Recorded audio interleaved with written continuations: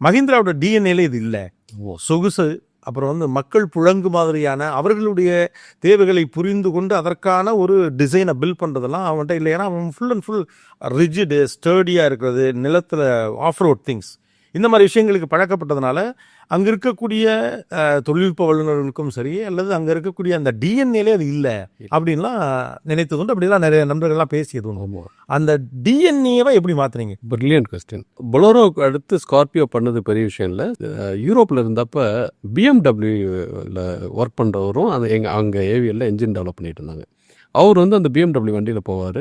நான் போகிறதுக்கு அவரோட டேக் பண்ணி போயிடுவேன். ஏன்னா அந்த தங்குற வீடு பக்கத்தில்.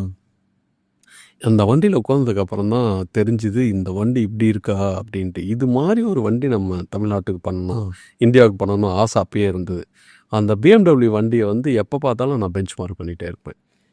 இங்கே XUV 700 வண்டி ப்ராஜெக்ட் ஆரம்பிக்கிறப்ப பவன் சொன்னார், தம்பி நீ என்ஜினியர் பண்ணிட்டேன் 2017, நீ வந்து வெஹிக்கிளுக்கு வா, எனக்கு வந்து இந்த XUV 700 வந்து should be the car of the year, Indian car of the year. இந்த வண்டி வர்றப்ப நம்ம வந்து எல்லாத்தையும் பேரியர் எல்லாத்தையும் பிரேக் பண்ணணும், இது வந்து கரிகால சோளம் மாதிரி இருக்கணும்.